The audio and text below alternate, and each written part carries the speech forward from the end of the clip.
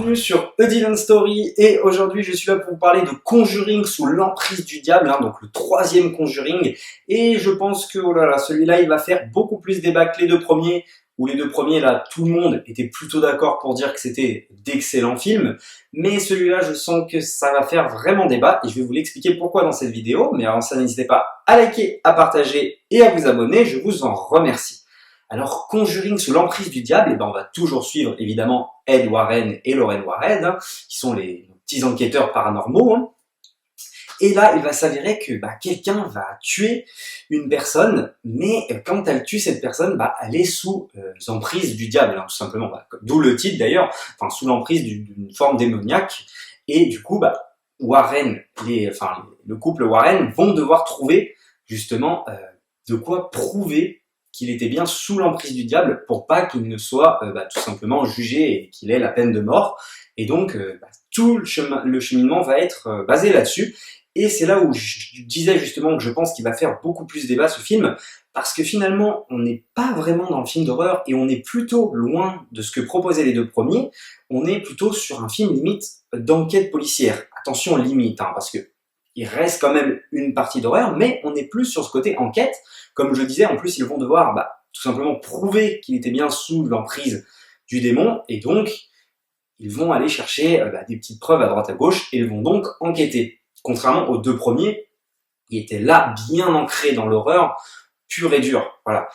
Déjà, ça part du réalisateur, puisque les deux premiers sont de James Wan, le petit génie de l'horreur, contrairement à certains qui disent il fait que des films à jumpscare, alors que pas du tout. Le gars installe une ambiance à chaque fois, en plus, sa photographie, etc. C'est juste incroyable, James Wan. Et là, du coup, on change de réalisateur, il n'est pas resté sur ce film, et on passe sur un jeune réalisateur qui est Michael Chavez, donc qui est un réalisateur dont c'est juste son deuxième film, et qui avait fait La Malédiction de la Dame Blanche, que je n'ai pas vu, mais du coup je vais aller le voir parce que moi, pour vous dire, je pense que ce film fait débat. Je n'ai pas autant aimé que les deux premiers, mais moi j'ai bien aimé, et j'ai bien aimé justement cette direction que ça voulait prendre, c'est-à-dire changer un petit peu justement, ne pas faire ce qui a été fait dans les deux premiers et prendre une toute petite autre direction pour donner un petit peu de renouveau à déjà ce troisième film d'ailleurs en plus, donc voilà. Et moi j'ai bien aimé le chemin que ça prenait, et la réalisation, je trouve, est très très bonne. Déjà, je trouve qu'il a réussi à garder une part de la direction artistique de ce qui était proposé dans les deux premiers, à savoir bien ancré dans les années 70-80. Quand même, ça, je trouve que c'est bien retranscrit, notamment par rapport au 1, même au 2. Je trouve que ça, il l'a bien retranscrit à l'écran. Malgré que quand même, on voit que c'est pas James Wan non plus, mais on sent qu'il a essayé de garder ce côté un petit peu James Wan, cette direction artistique des années 80. Voilà, ça, on le ressent bien. Je trouve c'est plutôt pas mal pour ça. Et en plus, il a de très très bonnes idées, je trouve, de mise en scène, notamment au tout début avec une scène dans les baignoires, vous allez voir. Le scénario aussi, que j'ai bien aimé. Bon, c'est pas lui qui l'a fait, mais je trouve qu'il y a des bonnes idées.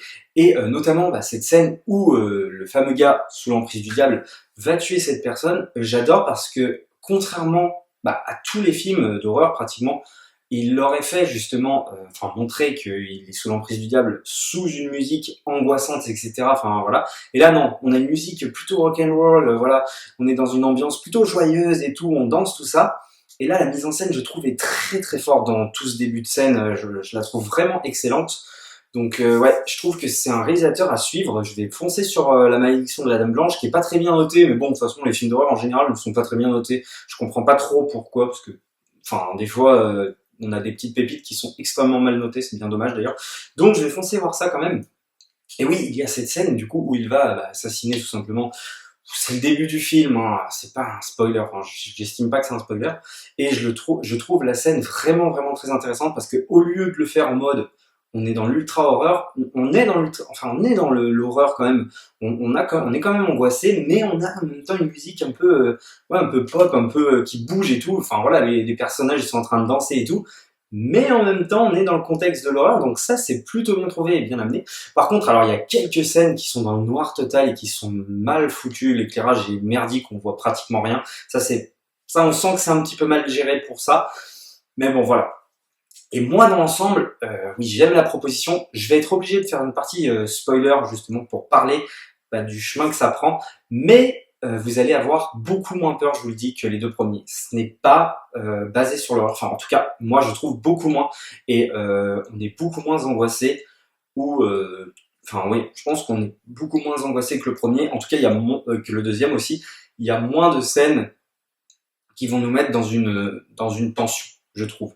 D'ailleurs, peut-être qu'il abuse un petit peu plus de jumpscare que James Wan.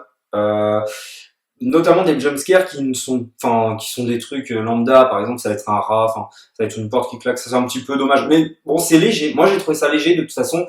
Et dans l'ensemble, j'ai pas tellement eu peur. Alors, justement, est-ce que ça va repousser les gens? C'est la question que je me pose. De toute façon, c'est pour ça que je dis que ça va être très, très partagé. Moi, en tout cas, j'ai vraiment adoré la proposition, surtout du scénario. J'ai vraiment aimé la direction que ça prenait.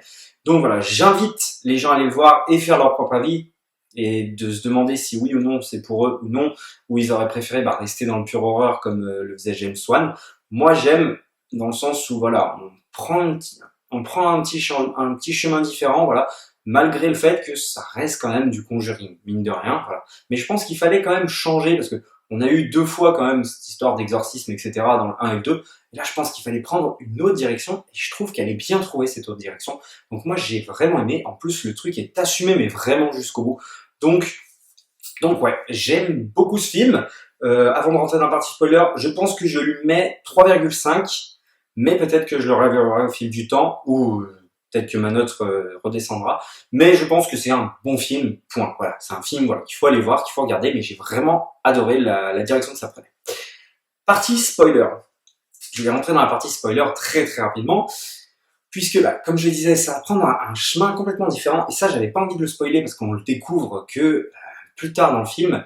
C'est que là, ce que j'ai bien aimé, c'est que finalement, notre couple Warren n'est pas n'est pas que face à une entité démoniaque, puisqu'elle est face carrément à quelqu'un qui invoque cette entité démoniaque. Et alors là, c'est vraiment mais super intéressant, parce que déjà, je l'ai jamais vu dans un film. Alors peut-être que ça existe, je dis pas que ça existe pas, mais moi, je l'ai jamais vu dans un film. D'ailleurs, si vous avez des films comme ça, n'hésitez pas à me le dire. Et là, du coup, il va y avoir l'entité de Lorraine Warren, d'ailleurs qui est toujours jouée par Vera Farmiga, qui est une actrice de très très bonne qualité, du coup qui a fait Les Conjurings, qui a fait une petite apparition dans Annabelle, et c'est une actrice qui est plutôt qui a fait pas mal de films depuis le temps. Voilà, elle en a fait un des films, donc je vous laisse aller voir, mais il y en a un paquet. Et Lorraine Warren, c'est elle plutôt qui a les visions, etc. C'est pas son mari qui les a, elle a des pouvoirs de vision, etc. Donc et elle peut rentrer, on va dire, elle peut rentrer dans le monde du démon, entre guillemets. Et en face, justement, cette fois-ci, elle va avoir un adversaire, mais pas que démoniaque, un adversaire qui est comme elle, mais du côté du démon. Et là, c'est très, très, très intéressant. Moi, j'ai trouvé, je pense que ça va repousser pas mal de monde, mais moi, j'ai vraiment apprécié ça, justement. Ce côté, on a un adversaire cette fois, on a une confrontation d'homme à homme. Voilà, contrairement aux autres films où là, ça affrontait un démon pur et dur. Et là, non, il y a quelqu'un qui invoque cette entité démoniaque, et tout le long, on va devoir découvrir c'est quoi. Donc, on part sur encore une autre direction, puisque au départ, c'est prouver qu'il est bien sous l'emprise démoniaque, et ensuite, c'est prouver qu'il est bien sous l'emprise démoniaque, et qui est derrière tout ça, qui le fout sous cette emprise démoniaque. Et du coup, on va avoir toute une enquête là-dessus, et jusqu'à le fight final, évidemment, entre les deux. Et moi, j'ai trouvé ça vraiment sympathique. Et en plus, c'est super bien filmé. Ces moments où finalement, elle peut carrément... en fait, ça va jusqu'au bout des choses, je trouve. C'est complètement assumé, ce côté paranormal, esprit, tout ça. On part en mode, paranormal. C'est-à-dire qu'on peut voyager... pas vraiment voyager, c'est pas non plus Insidious, mais je sais pas comment expliquer ça, mais j'adore la proposition. Franchement, j'ai adoré la proposition. J'ai adoré comment ça partait. Donc voilà, ça j'ai beaucoup aimé. Par contre, je voulais juste revenir sur un petit point, les musiques de Conjuring. Et c'est vrai que je me rappelais plus du thème. Et c'est vrai qu'il n'y en a pas vraiment finalement. C'est plutôt une musique qui vient forcément englober le film, c'est-à-dire voilà, mettre une espèce d'ambiance pesante sur l'histoire. Là, peut-être un peu moins, parce que justement, on a moins ce côté horreur, mais par contre, dans le 1 et le 2, James Wan le fait très bien, là, se mettre cette atmosphère avec cette musique très pesante où on flippe, voilà. Et là, il le fait très, très... Là, c'est moindre, mais la musique est quand même efficace, notamment vers le début du film avec cette fameuse scène de meurtre. Mais du coup, ouais, j'ai vraiment aimé le fait que finalement ils se battent pas que face à un démon, enfin face à une identité démoniaque, ils se battent carrément face à quelqu'un qui invoque ces identités démoniaques. Et ça, j'ai vraiment bien aimé. Et en plus, mais ça part jusqu'au bout, quoi. Et peut-être que là, ça va peut-être justement repousser beaucoup de monde du fait que là, Lorraine Warren, là vraiment, elle abuse de son pouvoir entre guillemets, hein, d'aller dans le monde des. C'est pas vraiment aller dans le monde des esprits parce que je compare trop ça à Insidious. C'est vraiment pas Insidious. Mais bon, elle va du côté quand même, ouais, elle arrive quand même à aller de voir le passé, de voir les scènes. Donc ouais, je sais pas comment appeler ça, mais en tout cas, j'adore la proposition faite par le film, j'adore le choix pris. En plus, c'est assumé jusqu'au bout. Voilà, on fait pas les choses à moitié. Non, non, là, on y va, on fonce. Donc non, non, franchement, top, c'est ce choix de direction. Donc voilà, vous voyez, plus je parle du film, plus je l'aime. En plus, c'est un film quand même qui fait 1h50. Hein. Les Conjuring sont vraiment généreux en termes de durée. Les films d'horreur, en moyenne, c'est quand même 1h30. Enfin, il y en a même des plus courts, 1h20. Non, non, là, c'est quand même généreux. On a du 1h50, du 2h de film. Donc voilà, je vous conseille d'aller voir ce film. Voilà, moi, j'ai vraiment passé un bon moment. N'hésitez pas, vous, à me dire ce que vous en avez pensé dans les commentaires. Et puis en bonus, tout simplement, hein, déjà, pour ceux qui ne sauraient pas Conjuring, qui n'auraient jamais vu, foncez, regardez Conjuring les Dossiers Royaux, regardez Conjuring 2. J'ai jamais regardé l'univers étendu, étant donné que c'est pas James Wan. Il est juste à la production, mais donc les Annabelle et la Nonne.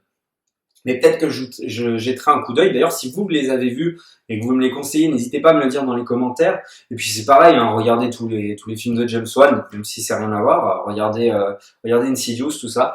Et ouais, n'hésitez pas à me dire ce que vous en avez pensé dans les commentaires. Et n'hésitez pas à liker, à partager et à vous abonner, bien sûr. Et nous, on se dit à la prochaine pour une prochaine histoire.